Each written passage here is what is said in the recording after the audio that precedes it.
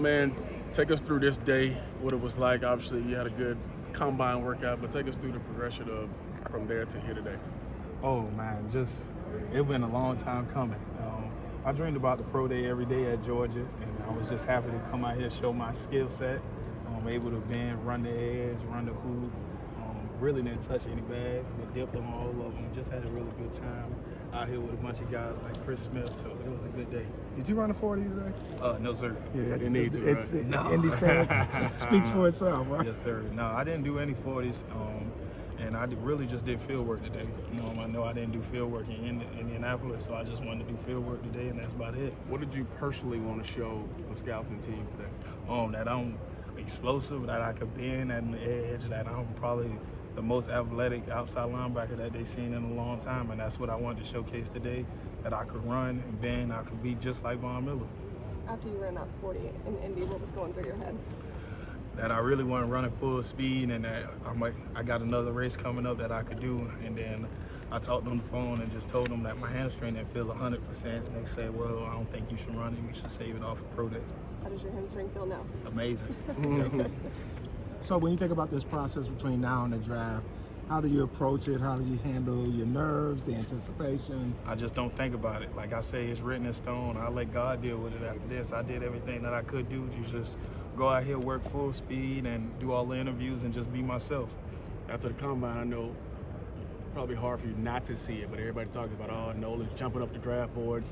When you hear that kind of stuff, does it give you a little self-motivation that, hey, I am doing the right things during this process? It gave me an extra chip just because, I shouldn't be jumping on people's draft boards. I should have been there. So it just gave me that extra chip that just keep going because people still doubting you, son. With you and Robert moving on to the NFL, what's sort of left for Georgia at this outside linebacker position? What they're gonna be? Man, the Wolfpack will always be great. Don't ever ask me no question about the Wolfpack because one wolf eat, we all eat. I think the outside linebacker room going to be amazing under Chaz.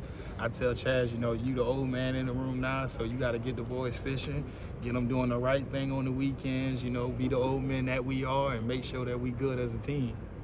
Nolan, what about specifically Darius? What did he show you in his freshman? Man, Darius, he reminded me so much of when I first came in and see Adam Anderson just running. And he run all day. He'll never get tired. He the first one, always in conditioning.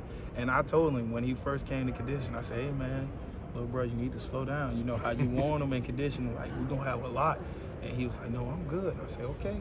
And then he really was good, and he been great ever since. So I told him, man, keep running and keep doing you.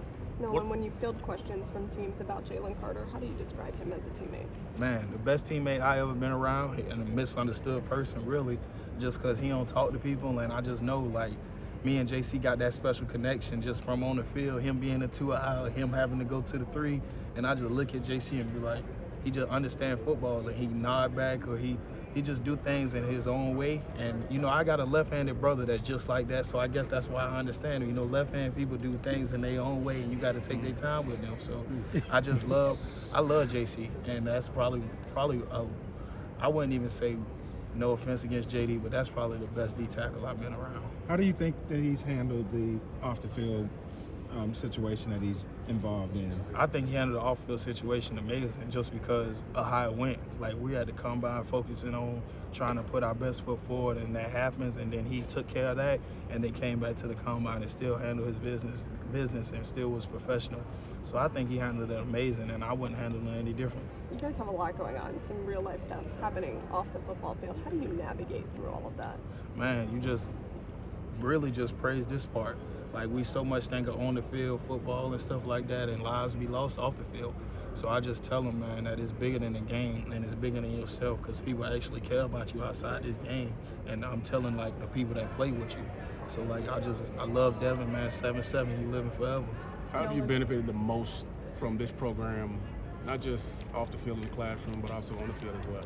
Really, man, you benefit from just wearing that G and just trying to do it for the guys before you. Just like I tell guys, playing in that University of Georgia box at that G, you got to be one of them boys, really. And if you get the opportunity to start in the box, man, take pride in it. Tell people, man, like, this is what we do. We don't let people run the ball on us, and they have to resort to other things. They have to go to trick plays. They have to go to tight end sneak screens. They have to go to draws, and they have to do other things when they play us because they know they're not going to run the ball. That's just a respect thing.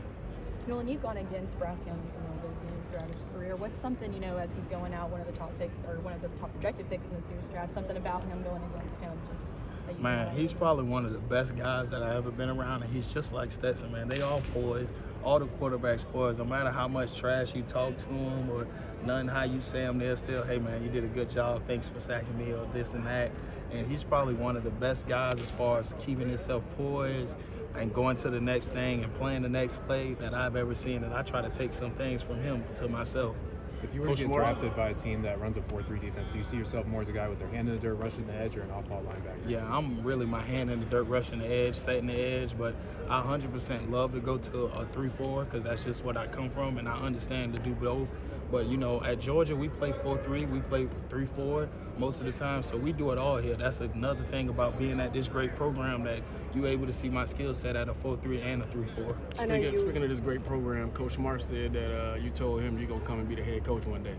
Yeah, I told Coach Smart I'm coming for his job. Yeah, and I'm 100% try to run it better than he did. We're going to go do some 4-peats and try to do some 5-peats.